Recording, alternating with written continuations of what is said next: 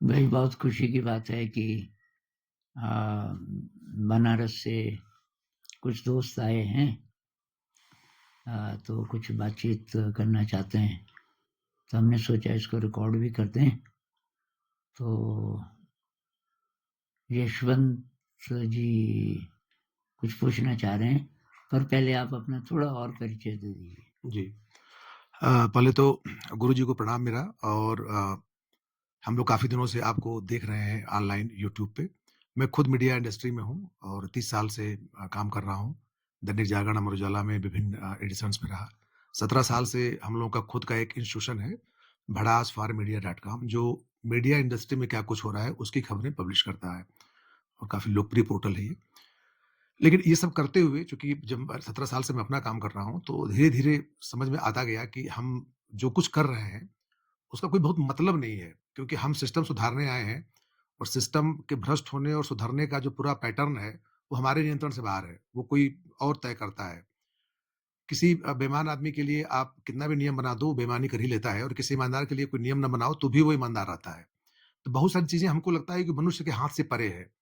कोई super power है। मैं बेसिकली नास्तिक रहा हूँ, मैं कम्युनिस्ट पार्टी में रहा हूँ, छात्र आंदोलन में। अब मैं पूर्णतः भाग्यवादी होता जा रहा हूँ। मुझे लगता है कि हम किसी के टूल हैं, किसी सुपर पावर के, और हमारी सबकी डेस्टिनी तय है। हमको हमको फीड किया गया है, हमको प्रोग्राम किया गया है और हम वही करते हैं जो हमारे लिए पहले से प्रोग्राम्ड है। तो इस तरह के विचार अगर दिमाग में आ रहे हैं, तो इसको कैसा लक्षण मानना चाहिए? पहला तो ये है।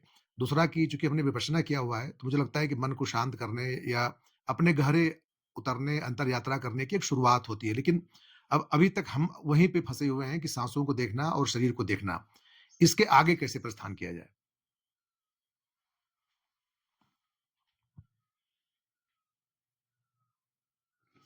तो आपका जो पहला प्रश्न है वो कि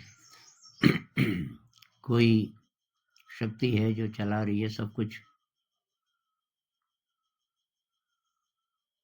या भाग्य जिसको आपने बोला।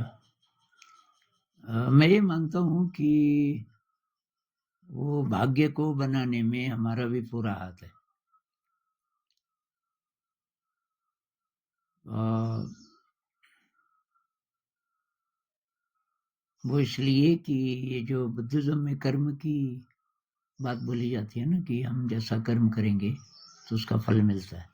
बुद्ध जो कहते हैं कि दुःख है जीवन में, और हम कह सकते हैं कि अव्यवस्था है, भ्रष्टाचार है, मतलब ह्यूमैनिटी के लेवल पे सब दुःख के घटक हो सकते हैं। और उसका कारण है, कारण है कि हमने अकुशल कर्म किए होंगे कभी न कभी, इंडिविजुअली भी कलेक्टिवली भी, जिसका फल ये आज मेरी ज़िंदगी और ये समाज है। तो हम अब कैसे कर्म करें, वो उसमें ऐड होता जा रहा है।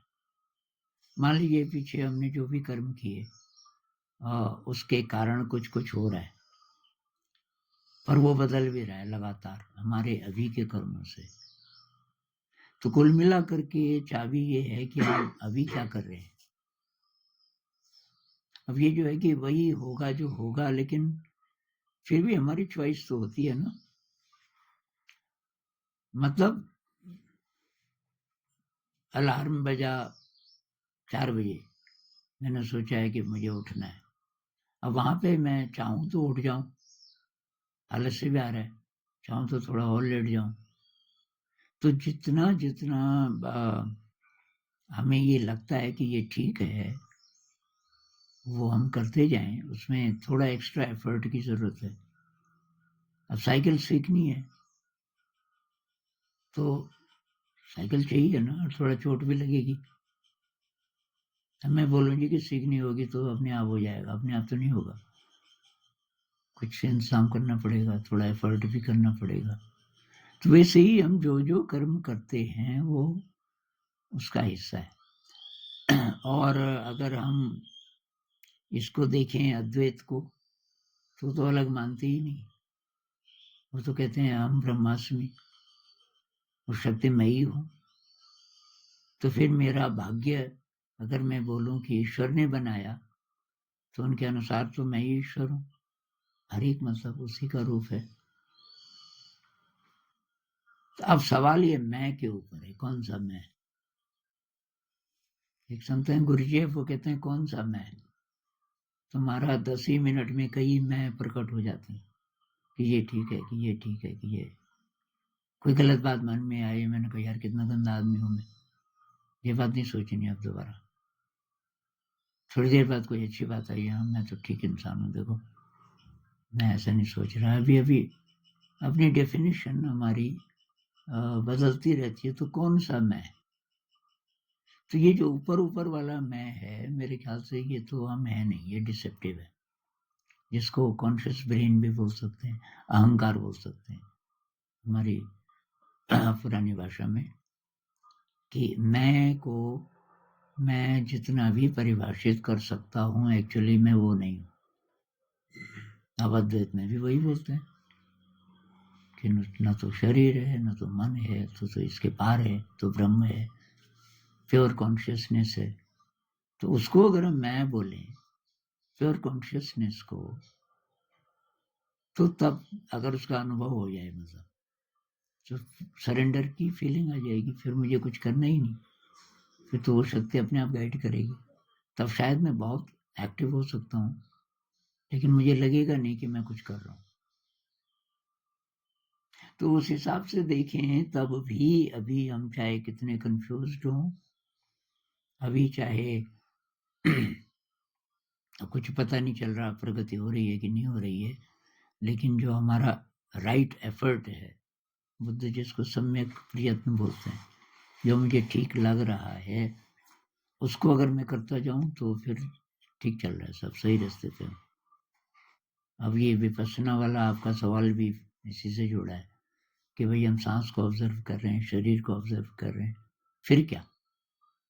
तो अगर हम फिर क्या ना पूछें, क्योंकि फिर का तो हमें नहीं पता अगला क्या हो, क्या अनुभूति होगी उसके बाद, लेकिन हम ये हमें सही लग रहा है ये दिशा, इसको करते जाएं, क्योंकि जितना अवेयरनेस आप बढ़ाओगे अपने शरीर की या सांस की या प्रेजेंट मोमेंट की, उतना फालतू सोच विचार तो कम होता है।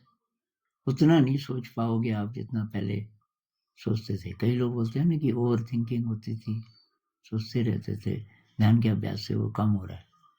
तो मतलब प्रगति तो हो रही है, धीरे धीरे धीरे वो और कम हो जाएगा। तो फिर ऐसा हो सकता है कि विचार आ भी रहे हैं पर पावरफुल नहीं है, मतलब डिस्टर्ब नहीं कर सकते आपको। ऐसा हो जाए तो काफी बड़ी बात है।